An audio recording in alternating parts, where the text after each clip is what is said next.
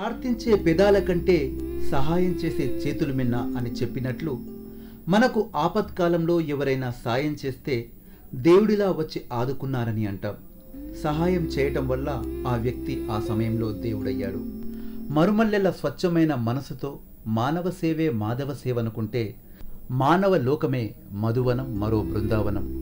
తన కోసం బ్రతికేవాడు మామూలు మనిషి, ఇతరుల కోసం బ్రతికే వారిని మహానుభావులంటాం.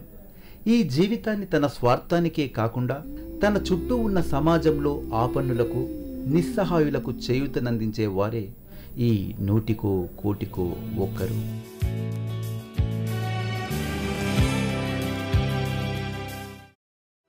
భగవంతుడు భూమి మీద అవతరించడానికి ఒక స్థలాన్ని, ఒక వ్యక్తిని ఎంపిక చేసుకున్నాడు. ఆ స్థలం పుట్టపర్తి. ఆ వ్యక్తి శ్రీ సత్యసాయి. భక్తులు ఆర్తిగా పిలుచుకునే భగవాన్ శ్రీ సత్యసాయి బాబా ప్రేమ, శాంతి, దయ, ధర్మం, అహింసా భావనలే మానవజాతికి ముక్తి మార్గమని ఉద్బోధించి తాను స్వయంగా ఆచరించి మానవ జన్మ సార్థకం చేస్తున్న అపర భగవానుడు. ఆయన బోధనలు మానవాళికి మార్గదర్శనాలు. ఆయన మార్గం దైవ మార్గం. అది ఎందరికో ఆదర్శనీయం. ఆ మహనీయుని స్ఫూర్తితో, కృపతో వెలసిందే శ్రీ సత్యసాయి కృప హోమ్ ఫర్ ది బాయ్స్.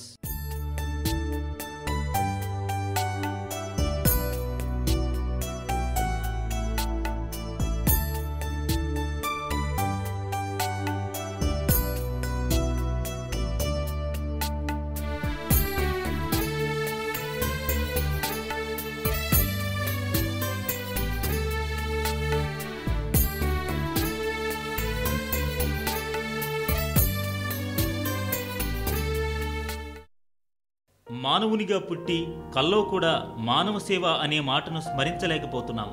ఎన్నో కోట్లు సంపాదించినా మనం బ్రతికేది సగటు జీవితమే. భిక్షమెత్తుకునే ఒక వృద్ధురాలు 100 సంవత్సరాలు బ్రతకవచ్చు. కోట్లు గడించిన కోటీశ్వరుడు 30 సంవత్సరాలకే నేల రాలవచ్చు. మనం కోటీశ్వరులమైతే తాత్కాలికమైన కీర్తి వస్తుంది. కానీ మనం ఇతరులకు చేసే సహాయం మన జీవితాంతమే కాక మన జీవితానంతరం పూర్ణ యశస్సునిస్తుంది. ఇది గ్రహించిన శ్రీమతి విజయలక్ష్మి గారు శ్రీ సత్యసాయి కృపా సంస్థ ద్వారా ఎందరో అనాథలను, పేద విద్యార్థులను చేరదీసి సేవ చేస్తున్నారు.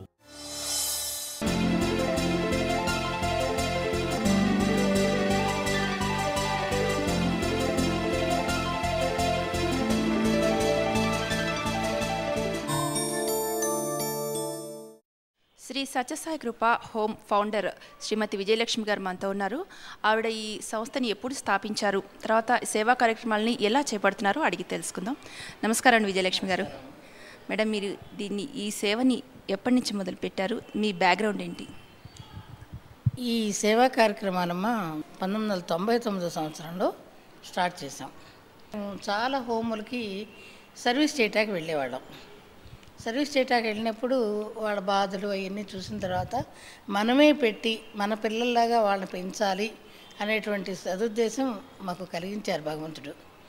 అయితే నాతో పాటుగా ఇంకొక 4 ఉన్నారు. ఉంటే మేము 4 కలిపి మనం నన్ను అనేవారు, విజయలక్ష్మి మనం ఏం చేస్తాం, నలుగురు మనం చేయము, స్వామి చేస్తారు, మనకు సత్సంకల్పం ఇస్తే స్వామే చేస్తారు అని చెప్పి మొదలుపెట్టాం. మేము ఈ సర్వీసులు చేస్తూ ఉండేవాళ్ళం. చేసే చోట ఒక చోట ఏంటంటే, అమ్మ హోమ్ వదిలేస్తుంది ఒక ఆవిడ, నడపలేక వదిలేస్తున్నారు, ఇక్కడే ఉంది ఎర్రగడ్డలో, మరి మీరు ఏమన్నా టేకప్ చేస్తారా అని అడిగారు నన్ను. సరే అని చెప్పి అనుకుని వెళ్ళాము. అక్కడికి వెళితే అక్కడ దాదాపుగా 16 మంది ఆడపిల్లలు, 16 మంది మగపిల్లలు ఉన్నారు. 32 మంది ఉన్నారు. 32 మంది ఎంత దీనస్థితిలో ఉన్నారంటే బట్టలు లేవు, తిండి లేదు. మేము వాళ్ళని తీసుకున్న తర్వాత ఆడపిల్లలు 16 మందిని విజయనగర్ కాలనీలో ఉన్నటువంటి గిల్డ్ ఆఫ్ సర్వీస్లో చేర్పిస్తే వాళ్ళల్లో ఒక 5 మెంబర్సు చక్కగా ఎంసీఏలు ఎంఏలు చదువుకుని మంచి జాబులు చేస్తున్నారు. ఒక అమ్మాయి డాక్టర్ చదివింది. ఇక మగపిల్లలు మేము తీసుకున్నప్పుడు వాళ్ళు ఎలా అంటే ఎట్లాంటి స్ట్రీట్ చిల్డ్రన్ అన్నమాట. వాళ్ళని ఎలా అయితే కొంతవరకు టేకప్ చేసి వాళ్ళని కూర్చోబెట్టి బ్రెయిన్ వాష్ చేసి కౌన్సిలింగ్లు చేయించి వాళ్ళని ఏదో విధంగా దారిలో పెట్టాం. ఇక్కడ భరత్ నగర్ కాలనీలో ఒక ఇంట్లో రెంట్కి తీసుకున్నాం. సరే రెంట్కి ఇమ్మంటే సామాన్యంగా ఇవ్వరమ్మా పిల్లలకి, చాలా కష్టం, అస్సలు ఇవ్వరు. పిల్లలు అంటే అసలు ఇవ్వరు, హాస్టల్ పిల్లలు అంటే అసలు ఇవ్వరు, ఆర్ఫనైజర్ అంటే అసలు ఇవ్వరు. ఆర్ఫనైజ్ పేరు మాది కాదు, సత్యసాయి కృప. ఇది ఒక షెడ్ లాంటిది అనమాట. ఈ ఇల్లు సేల్కి ఉందని పడేటప్పటికి ఓల్డ్ ముస్లిం అనమాట ఆయన. దాదాపుగా అప్పుడు ఆయనకు 100 ఏళ్ళు ఉన్నాయేమో. సరే ఆయన దగ్గరికి మాకు తెలిసిన వాళ్ళని పట్టుకుని వెంటనే వెళ్ళాం. వెళితే ఆయన పాపం ఒప్పుకున్నాడు ఇవ్వటానికి. కొడుకులు అక్కడ ఉన్నారు ఇక్కడ ఉన్నారు అన్నాడు. మొత్తానికి ఎలా అయితే ఒక నెల లోపల ఇల్లు రిజిస్టర్ చేయించుకున్నాం. ఆ రోజుల్లో 3.5 లక్షలకి చేయించుకుని. అది ఎట్లా ఉండేదంటే చాలా షెల్ అనమాట.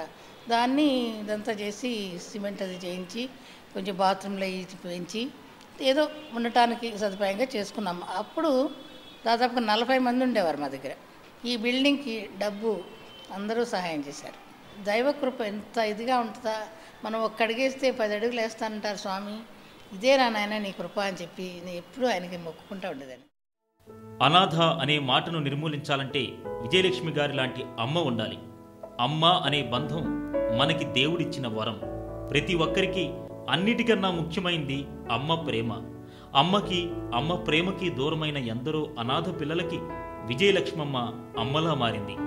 తల్లి ప్రేమ లేని వారికి ఉన్నవారికి చాలా వ్యత్యాసం ఉంటుంది. మాటల్లో గాని చేతల్లో గాని ఎందులో చూసినా వ్యత్యాసం స్పష్టంగా తెలుస్తుంది. కానీ ఈ శ్రీ సత్యసాయి కృపలో ఉన్న పిల్లల్లో ఆ వ్యత్యాసం కనిపించదు. కారణం, వాళ్ళు విజయలక్ష్మమ్మ పెంపకంలో ప్రేమలో పెరుగుతున్నారు. తన బిడ్డల గురించి, బిడ్డలకి నీడగా నిలిచిన సంస్థ గురించి ఆ అమ్మ ఏం చెప్తుందో చూద్దాం. పిల్లల చదువులు మా ఫస్ట్ బ్యాచ్ అంతా కూడా బాగా సెటిల్ అయ్యారమ్మా. నేను గర్వంగా చెప్తున్నాను. ఏదో పెద్దాళ్ళు ఉన్నారు కదా, బీకామ్ ఒకతనేమో హోటల్ మేనేజ్మెంటు, ఇంకొక అతను ల్యాబ్ టెక్నీషియన్ చేసుకున్నాడు, ఇంకో బీకామ్ చదివే అబ్బాయి అన్నాడు. తండ్రి బీహెచ్ఎల్లో మంచి జాబ్ చేసేవాడు, ఎక్కడికో వెళ్ళిపోయాడు. తల్లి తీసుకొచ్చి 2 కొడుకులు, ఇద్దరిని తీసుకొచ్చి సరే భారతీయ విద్యాభవన్ అంటే భారతీయ విద్యాభవన్లో చదివించాను వాడిని. బాగా చదివాడు, మంచి ఇంటెలిజెంట్. ఏఎస్ రావు నగర్లో మాకు తెలిసిన వాళ్ళు ఉంటే వాడికి అప్పచెప్పాం. వాడు జాబ్ చేసుకుంటూ చదవాలి, చదివితే వాడు పైకి వస్తాడని చెప్పి పంపిస్తే ఇప్పుడు చక్కగా 2000 తెచ్చుకుని వాడికి ఆడే చదువుకుంటున్నాడు.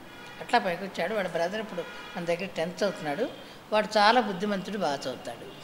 ఇప్పుడు వాడిని మేము ఎంతవరకు చదివితే అంతవరకు చదివిద్దాం అనుకుంటున్నాం.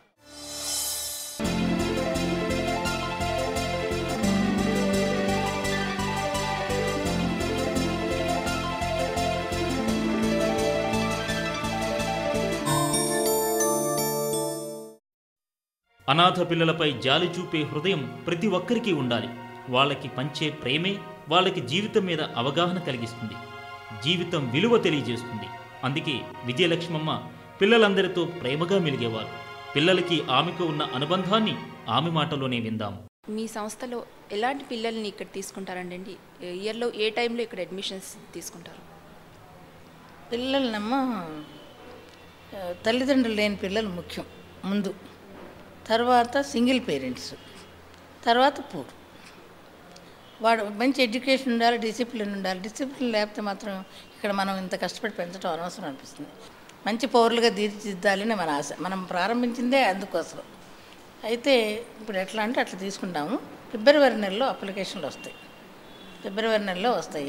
మాకు 3 కమిటీ మెంబర్స్ ఉన్నారు. వాళ్ళు కూర్చుని సెలెక్ట్ చేస్తారు. అప్పుడు మేము డిసైడ్ చేసుకుని వాళ్ళని తీసుకుంటాం. స్కూల్ కూడా విజ్ఞాన్ స్కూల్లో చదువుతున్నారు పిల్లలు, కార్పొరేట్ స్కూల్. ఇది జనరల్గా ఒక ఇయర్కి ఎంతమంది పిల్లలు తీసుకుంటారు?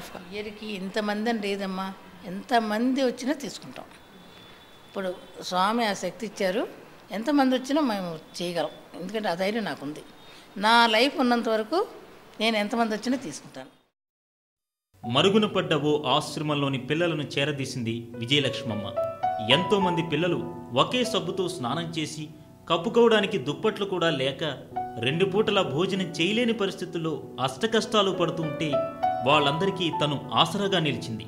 అమ్మలా ఆదరించి అక్కున చేర్చుకుంది. ఇక్కడున్న పిల్లలకి మీరు ఎలాంటి ఫెసిలిటీస్ అరేంజ్ చేస్తారండి? పిల్లలకమ్మా మార్నింగ్ 5కి లేస్తారమ్మా. లేచి స్నానాలు చక్కగా మంచి హాట్ వాటర్ వస్తుంది, స్నానాలు చేస్తారు, సుప్రభాతం చెప్తారు. చెప్పిన తర్వాత 6 o'clockకి మంచి glass milk, Sai protein food అని స్వామి చెప్పారు. ఈ ప్రోటీన్ ఫుడ్ చేయండి అంటే మేము విలేజెస్లో అప్పుడు ఇంప్లిమెంట్ చేసాం. నెలకి వెళితే వాళ్ళు వెయిట్ పెరిగేవారు పిల్లలు. ఆ సాయి ప్రోటీన్ ఫుడ్ ఇంప్లిమెంట్ చేశాను. ఇంప్లిమెంట్ చేసి ఆ సాయి ప్రోటీన్ ఫుడ్ వేసి పాలు ఇస్తాం, 1 గ్లాస్ పాలు ఇస్తాం అనమాట.